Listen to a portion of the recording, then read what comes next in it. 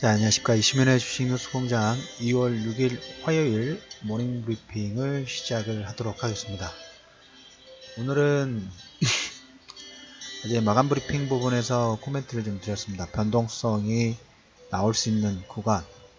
하지만 그 변동성 뒷면에 우리가 이제 변동성이 나오더라도 이걸 역이용해서 아마 근데 그 마지막 파동 부분들 마지막 이 변동성이 나올 때는 아마 정신이 없을 거라고 봅니다.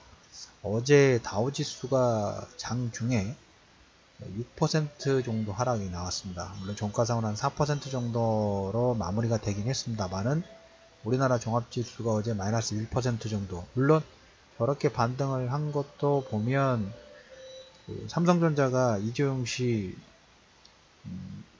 풀려났죠. 다 무죄랍니다. 아무튼 삼성그룹주들이 어떻게 반등 요건 부분들 좀 만들 수 있을 것 같은데, 그로 인해서 다우지수가 4.6%, 나스닥이 한 3.7% 정도로 하락이 나왔습니다. 어떻게 보면 시장이 변동성이 우리나라 같은 경우는 어제 코스닥이 4% 정도 하락이 나고 코스피가 1% 정도 하락이 나왔었죠. 반대죠. 미국 증시는 다우가 더 크게 빠졌고 나스닥이 선방했다라고 보기에는 그렇지만 3.7% 정도 빠지는 하락 부분들이 나오면서 다우지수 대비 조금 더 양호한 흐름 부분들이 나왔다라는 얘기 좀 드려보도록 하겠습니다. 근데 그 하락을 만들었던 요건 내용을 보면 약간 내용 자체가 좀 많이 틀려요.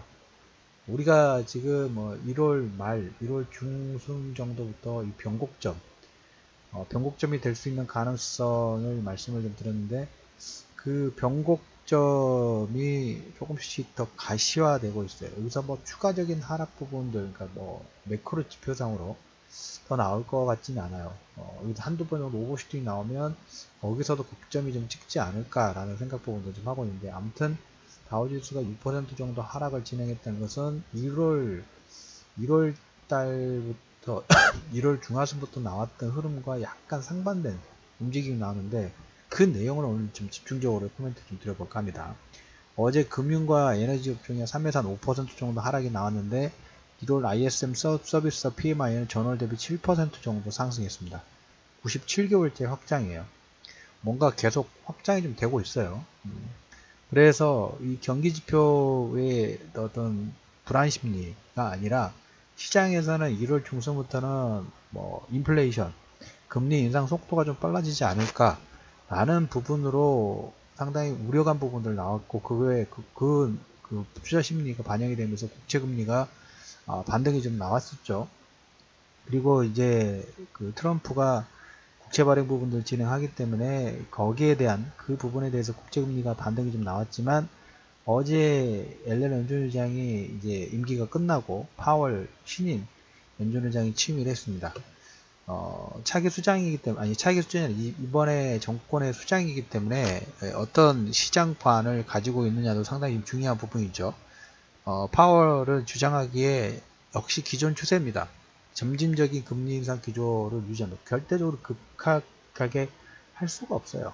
하게 되면 이제까지 한 10년 동안 만들어놨던 여러가지 구조적인 부분이 한 번에 다 날아가 버릴 수가 있기 때문에 절대 그렇게 하기는 쉽지 않을 겁니다. 그래서 1월 중순부터 그 출렁거렸던 국채금리 부분들이 다소 하향 안정세 부분들이 진행이 됐습니다. 그래서 어떻게 보면 1월 중순부터의 불확실성, 국채 발행 부분들이 남아있긴 합니다만, 그리고 FOMC가 3월달에 금리 인상 여부가 남아있긴 합니다만은, 그래도 파월 연준의장이 취임을 하면서 차기 1월 달에는 차기 연준의장이었죠. 차기 연준의장의 시장관 자체는 원래 시장 컨센서스대로 급진적이지 않고, 그 다음 시장 친화적인 가치관 부분들이 투영을 좀 시키고 있다. 그래, 그 부분에 대한 그 불안 심리 부분도 너무 크게 피울 필요는 없다라는 관점 부분. 그래서 어제 국제금리가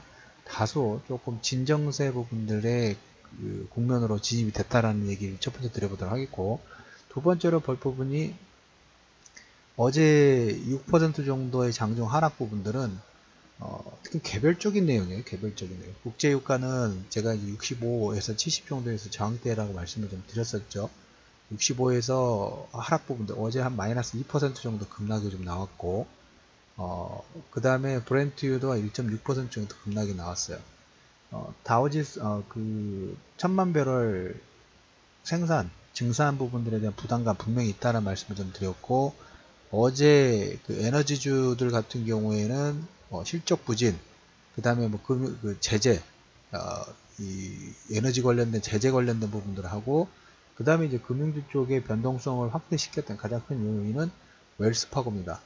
웰스파고가 연준의 자산규모 동결, 이사진 교체 명령 부분들을 받았어요.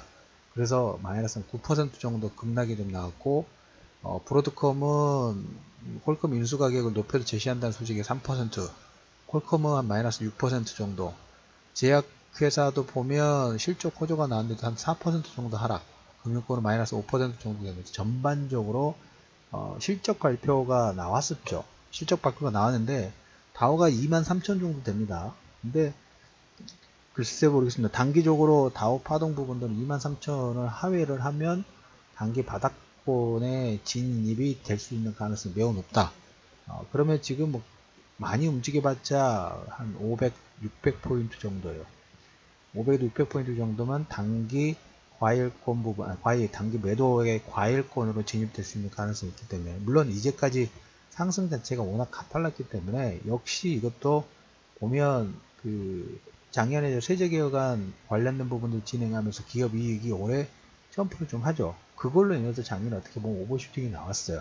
그러면 세제개혁안에 대한 그 내용을 제외를 하더라도 거기에서 기업들이 그걸 딛고 더 큰 실적 부분들을 좀 보여준다 하면 다시 고가 돌파 부분이 나오겠죠. 그 틈새에 그 과정을 준비하는 과정으로 좀 보시면 될 것 같습니다. 그래서 어제, 그제, 지난주까지 시장의 변동성은 최근에 국채금리 부분이 너무 급격한 상승, 금리 인상이 조속하게 진행될 수 있는 불안 심리가 반영이 좀 된 게 첫 번째 요건이라면, 어제 다우지수의 하락 부분들은 개별 기업들, 제재라든지 그 다음에 관련 업종의 마이너스 요건 자체가 최근 투자 심리 부분들이 상당히 불안 심리 부분들 있죠. 금리 인상을 진행한다고 하니까 그 두 심리가 충돌이 좀 되면서 약간 뭡니까 2차 오버슈팅의 약간 투매 부분들이 좀 발생을 좀 했다. 우리나라도 보면 어제 삼성전자가 이재용 씨가 풀려나는 바람에 약간 받는 부분이 나오긴 했습니다만 코스닥 쪽 출렁거린 부분들이 좀 나왔죠. 코스피 종목들 일부 아직 아닙니다. 지금 뭐 급격하게 돈을 쓰실 필요는 없어요. 선발대 정도는 항상 괜찮아요. 경기 민감주하고 산업재 섹터 부분들은 선발대의 의미 부분들은 아시죠? 한꺼번에 몰빵하는 게 아니라 최소한 3번에서 한 5번 정도 분할 매수 차원에서 선발대를 보내는 거 괜찮은데, 우리가 어제 말씀을 드렸던 것처럼 2월과 3월달 그리고 다음 차기 1, 4분기 실적이 나오기 전까지는 시장의 모멘텀 자체가 다소 부흥 좀 떠 있는 상태죠. 물론 그 MWC가 있기는 합니다만은 그 내용은 이제 개별적인 내용, 평창올림픽이나 이런 부분은 개별적인 종목군 대응, 그리고 어제 지난주부터 우리가 벤처 활성화 관련된 부분들 코멘트 드렸고, 그쪽 섹터는 계속 지금 움직임 자체가 활발하게 나오고 있습니다. 시장 대비.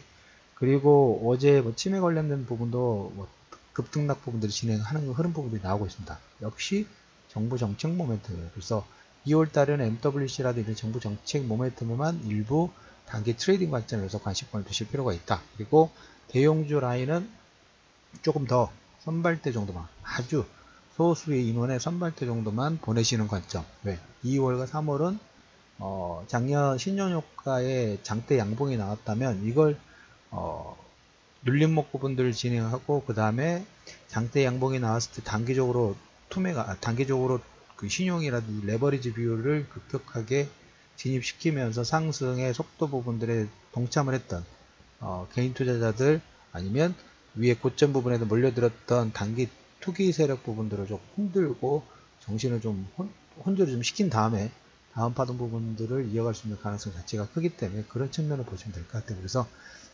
의미 부분에서 다우지수가 장중 6% 하락 부분들은 이건 상당히 크게 보실 수 있어요. 크게 보실 수 있는데, 역시 저것도 저 정도는 나와줘도 돼요. 급격하게 빠지면 급격하게 반등 부분 한다는 그런 측면으로 보실 필요가 있습니다. 물론 이렇게 그 출렁거린 부분들이 좀 나오기 때문에 정신 차리기는 쉽지는 않죠. 하지만 전체적인 추세 부분에서 우상향 기조 부분 절대 변동사항이 아직까지는 없습니다. 여기까지 없고, 그리고 장중에 이제 외국인들이 지금 이번 주 옵션 만기일이기 때문에 이걸 이용한 변동성 매매 전략 부분들 계속 진행하고 있다고 말씀드렸습니다. 3월 달에 선물옵션 동시 만기도 준비를 하는 것 같아요. 그래서 이거에 따라서 여러분들이 단기 정도만 하고 선발 때 보내는 정도. 지금 2월달 구간은 차기 이 눌림목 부분들이 진행이 되고 차기 주도주군을 어느 쪽 군으로 만들어낼지를 형성해가는 그런 구간으로 보시면 될 것 같습니다. 그래서 다우지수 6% 하락 너무 겁내지 마세요. 우리나라 또 저걸로 인한 변동성이 나오더라도 외국인들이 2월과 3월에 파생 전략 부분에 단기 매매 부분들 진행하는구나. 그렇다고 하면 어느 시점에서 차기 주도주는 어떤 군이 나올 것이고 어떻게 내 작은 부분들을 떨어지면 떨어질 때 물량을 받는 것보다 역발상으로 저가 매수 부분들을 진입을 해서 차기 주도주군의 선점 매집 부분들을 진행할 수 있을까라는 관점 부분들을 더 크게 생각하시고 2월 달에는 시장보다는 지속적으로 말씀드렸던 것처럼 개별 종목 장세가 진행이 된다는 코멘트 드리면서 2월 6일 화요일 이슈맨의 주식 뉴스 공장 모닝 브리핑을 마무리하도록 하겠습니다.